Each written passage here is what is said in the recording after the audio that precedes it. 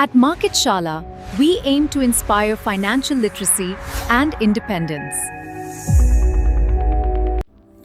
नमस्कार दोस्तों, मैं हूं सोमनाथ दास और आप देख रहे हैं हमारा यूट्यूब चैनल मार्केट शाला।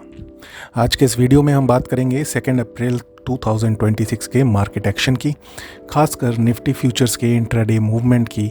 इसके साथ ही हम समझेंगे कि आज हमारे VCM ट्रेड सेटअप ने कैसे काम किया और आने वाले सोमवार, क्योंकि ये लॉन्ग वीकेंड है, तो अब जो मार्केट ओपन होगा वो सोमवार को होगा, यानी कि 6 अप्रैल 2026 के लिए निफ्टी फ्यूचर में संभावित trading framework VCM trade setup के हिसाब से क्या हो सकता है। इसके अलावा वीडियो के अंत में हम पिछले 24 घंटों में जो कुछ महत्वपूर्ण जियोपॉलिटिकल डेवलपमेंट्स हुए हैं उन पर भी चर्चा करेंगे, जो आने वाले समय में बाज़ारों को प्रभावित कर सकते हैं।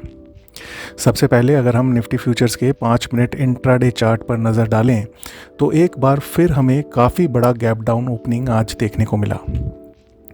अब सामान्य परिस्थितियों में गैप अप और गैप डाउन मार्केट में होते रहते हैं, लेकिन पिछले कुछ समय से जो बहुत बड़े गैप्स देखने को मिल रहे हैं वो सामान्य परिस्थितियों का संकेत नहीं देते। और आपको पता है इसके पीछे जियोपॉलिटिकल टेंशन जो चल रही है मिडिल ईस्ट में, वो एक मेन रीज़न है।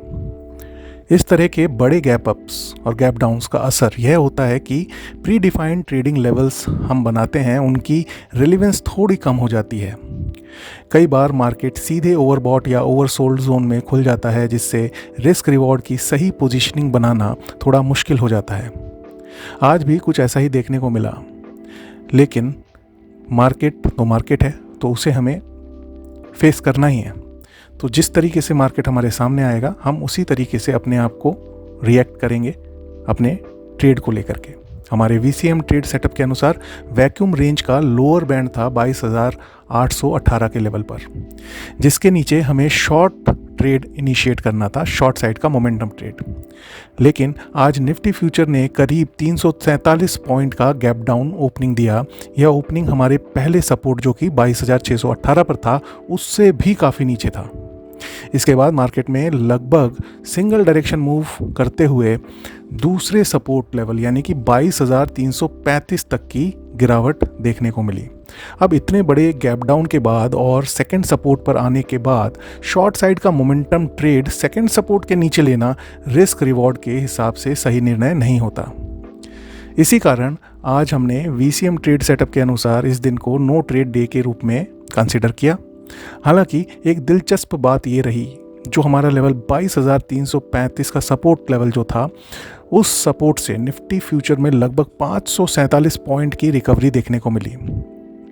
लेकिन इसका मतलब ये एकदम नहीं है कि क्योंकि ये मूव मिला तो हम इस पे कोई एक ट्रेड अपॉर्चुनिटी ढूंढने लग जाएं। डेफिनेटली दूसरे सेटअप्स पे डेफिनेटली एक ट्रेड अपॉर्चुनिटी बन सकती थी और बनी भी होगी, लेकिन क्योंकि यह मूव हमारे डिफाइंड VCM ट्रेडिंग रूल्स के अंदर नहीं आता है, तो इसलिए हम इसे स्ट्रैटेजी के तहत ट्रेड अपॉर्चुनिटी के रूप में कंसिडर नहीं करेंगे। एक डिसिप्लिन ट्रेडर के लिए सबसे महत्वपूर्ण चीज़ होती है अपनी ट्रेडिंग सिस्टम, जो कि उसको डे ऑन डे बेसिस पे बहुत अच्छे रिजल्ट्स दे रहा है, उस पर कंसिस्टेंसी बनाए रखे और उसके जो रूल्स हैं उनको फॉलो करते रहें। तो लॉन्ग रन में वही रूल्स, वही डिसिप्लिन, वही पेशेंस जो है आपको एक अच्छा ट्रेडर भी बनाएगा और प्रॉफिटेबल ट्रेडर बनाएगा। अब बात करते हैं आज के ओवरऑल मार्केट सेंटीमेंट की। जैसा कि कल हमने आशंका जताई थी, आज सुबह ग्लोबल सेंटीमेंट पर असर देखने को मिला जब अमेरिका की ओर से ईरान से जुड़े जियोपॉलिटिकल टेंशंस को लेकर बड़े बयान सामने आए। भारतीय समय के अनुसार सुबह करीब 6:30 बजे आए इन बयानों का असर ग्लोबल मार्केट्स पर तुरंत दिखाई दिया। मार्केट खुलते समय निफ्टी 50 करीब 2% से ज़्यादा की गिरावट दिखा रहा था। और ये बयान हमको सबको पता है, ये बयान था राष्ट्र के प्रति संबोधन डोनाल्ड ट्रंप का, जो कि मिडिल ईस्ट टेंशन चल रहा है, वॉर चल रही है, उसको लेकर के। लेकिन दिन के दौरान मार्केट में सुबह जो है 2% की ज़्यादा गिरावट, 2% से ज़्यादा गिरा हुआ था। लेकिन अगर हम पूरे इंट्राडे को अगर हम देखें तो दिन के दौरान मार्केट में एक अच्छी रिकवरी देखने को मिली और अंत में निफ्टी 50 का जो स्पॉट लेवल चार्ट अगर आप देखेंगे डेली चार्ट, तो वहाँ पे 0.15% की बढ़त के साथ निफ्टी बंद होने में सफल हुआ। जबकि ऐसी कोई भी रिलीफ जो जियोपॉलिटिकल टेंशंस की वजह से हो रही थी, ऐसा कोई भी रिलीफ स्टेटमेंट कुछ भी नहीं आया जिसकी वजह से ये रिकवरी देखने को मिले। तो फिर अब सवाल ये उठता है कि ये रिकवरी क्यों आई। इस रिकवरी के पीछे एक महत्वपूर्ण मैक्रो फैक्टर था भारतीय रुपया यानी कि INR का मजबूत होना, और इसके पीछे जो रीज़न है वो है RBI के द्वारा लिए हुए स्टेप्स। रुपया लगातार चौथे दिन मजबूत हुआ और फिलहाल डॉलर के मुकाबले लगभग 93 के स्तर के आसपास ट्रेड करता हुआ दिखाई दे रहा है। इसके अलावा एक और दिलचस्प बात यह रही कि लंबे वीकेंड से पहले मार्केट ने अपने हाइस के आसपास क्लोजिंग दी।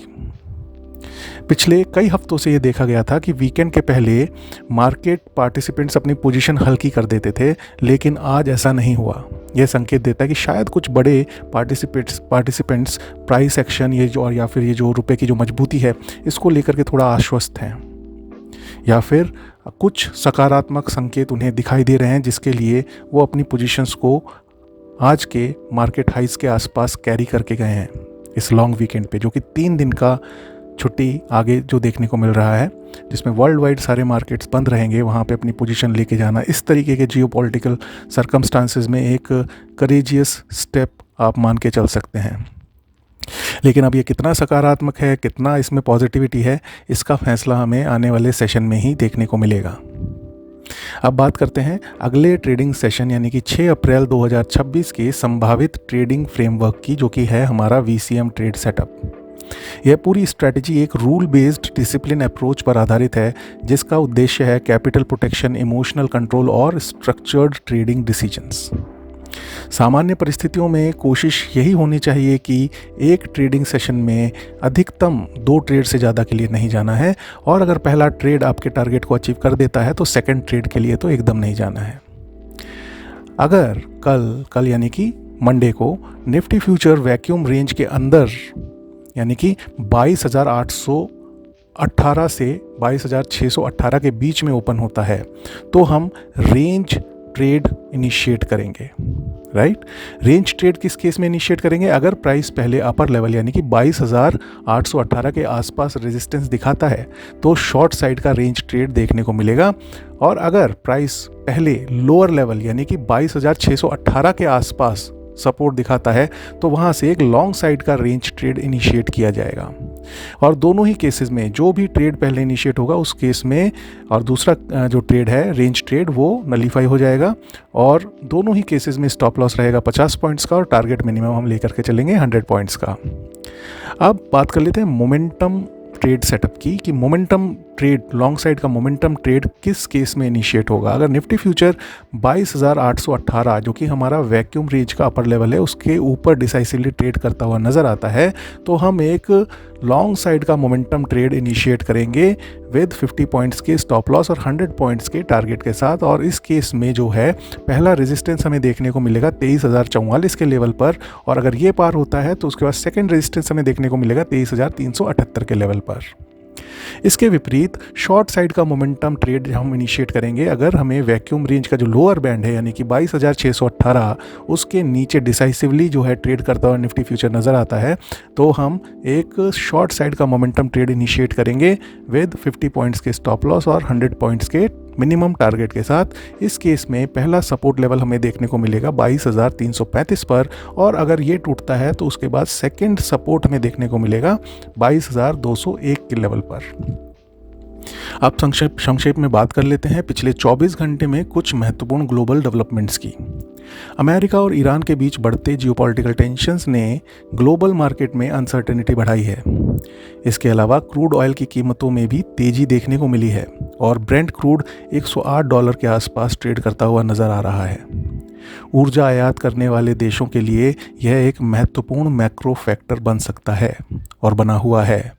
भारत सरकार भी रिपोर्टेडली कुछ ट्रेड पॉलिसी मेजर्स की समीक्षा कर रही है ताकि आवश्यक वस्तुओं की डोमेस्टिक सप्लाई सुरक्षित रखी जा सके।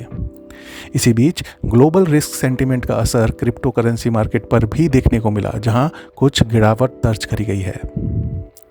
वर्तमान समय में फाइनेंशियल मार्केट्स की तरह के फैक्टर्स जो है, कई फैक्टर्स हैं जिसकी वजह से फाइनेंशियल मार्केट्स जो है प्रभावित हो रहे हैं। इनमें जियोपॉलिटिक्स से रिलेटेड जो भी एक्शन रिएक्शंस हो रहे हैं वो करेंसी मूवमेंट्स, कमोडिटी प्राइसेस और ग्लोबल मैक्रो सिग्नल्स सभी शामिल हैं। तो बहुत ही सेंसिटिव स्थिति है। कोई भी रीज़न मार्केट को वॉलेटाइल करने में सक्षम है आज के समय में।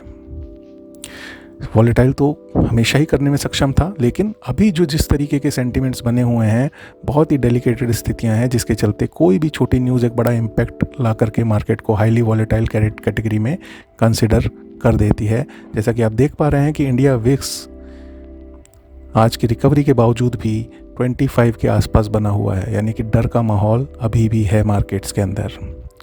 ऐसे माहौल में सबसे महत्वपूर्ण चीज़ है डिसिप्लिन और स्ट्रक्चर्ड ट्रेडिंग अप्रोच।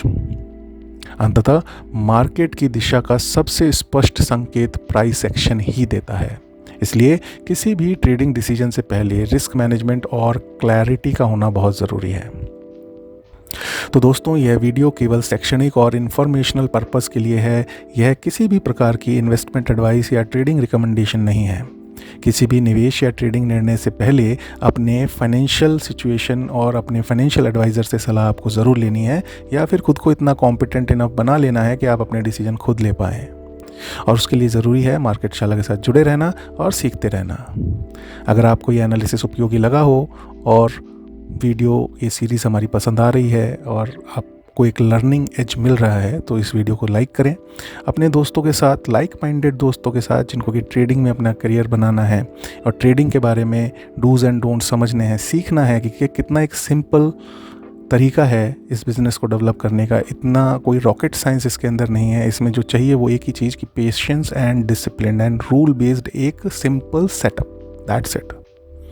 तो जो ऐसे लाइक माइंडेड फ्रेंड्स हैं उनके साथ इस वीडियो को शेयर करें, और मार्केट शाला चैनल यानी कि मार्क शाला जो चैनल है हमारा, इसको सब्सक्राइब करना ना भूलें।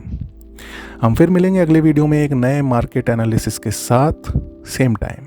तो जुड़े रहिए तब तक मार्केट शाला के साथ। Do trade, do invest and seek financial freedom with market Shala. Bye bye.